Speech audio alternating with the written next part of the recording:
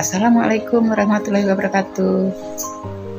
Hai anak-anak, apa kabar hari ini? Tentunya baik-baik saja bukan? Alhamdulillah. Nah anak-anak, pada hari ini kita akan belajar mengenai unsur pembangun cerpen. Sebelumnya tidak ada salahnya kita ingat-ingat kembali apa itu cerpen.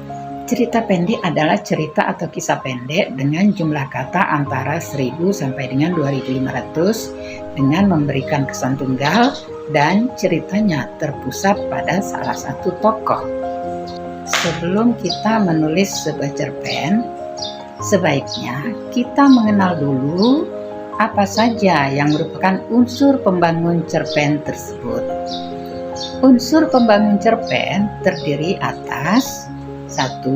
Unsur intrinsik dan unsur ekstrinsik. Unsur intrinsik adalah unsur yang membangun karya sastra dari dalam. Sedangkan unsur ekstrinsik adalah unsur yang membangun karya sastra dari luar. Yang merupakan unsur intrinsik cerpen yaitu sebagai berikut. 1. Tema. 2. Alur.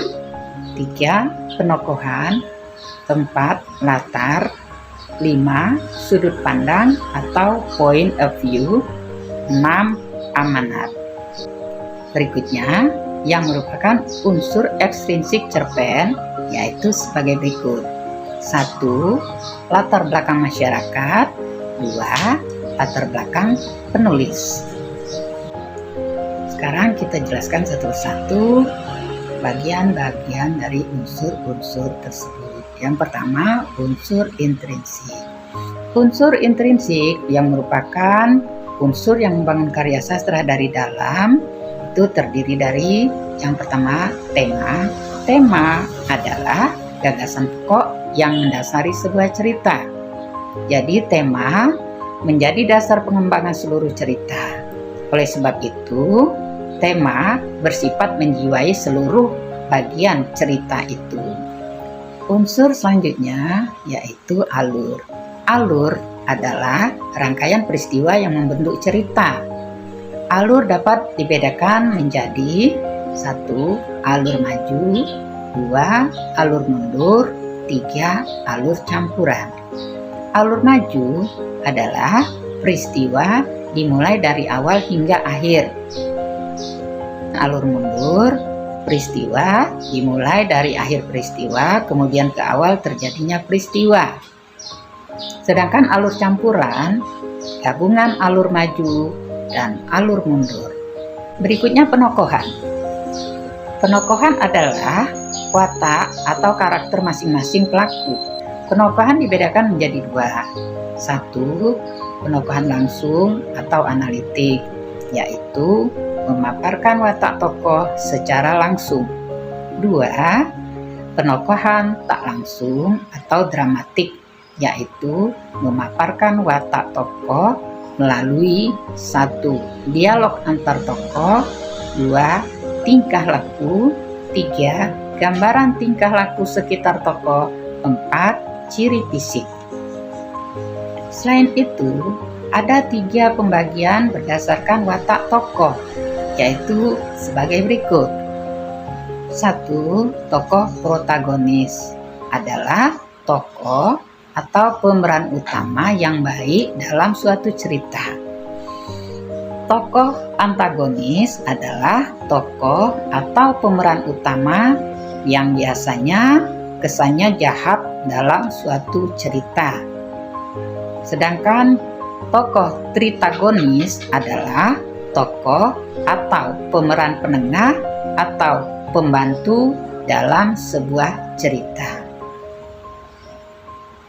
Unsur berikutnya yaitu latar.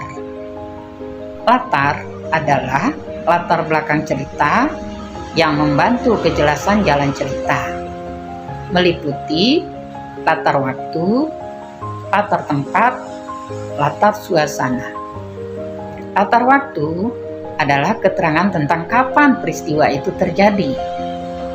Latar tempat adalah keterangan tempat peristiwa itu terjadi.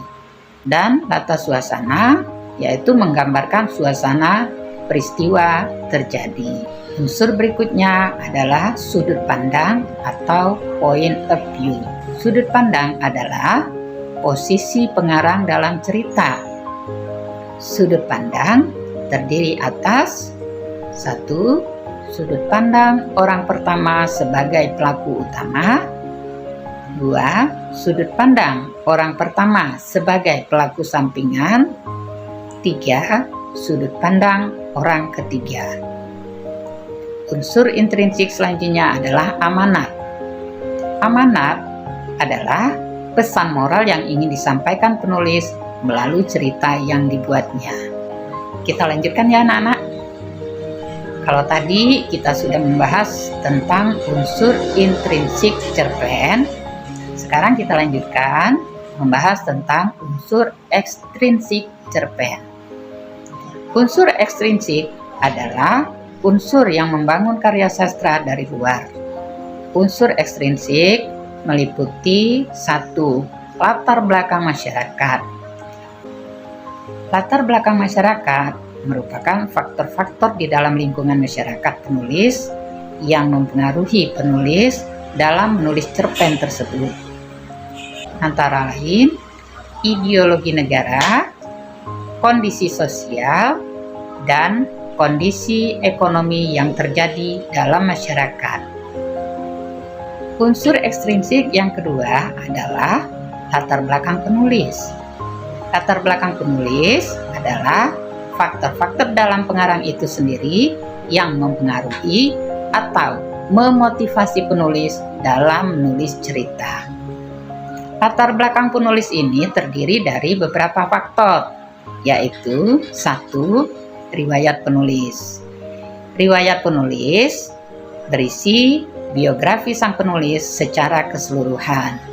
Faktor ini akan mempengaruhi jalan pikiran penulis tentang cerpen yang dihasilkan. 2. Kondisi psikologis. Kondisi psikologis merupakan motivasi penulis ketika menulis cerpen. 3. Aliran sastra penulis.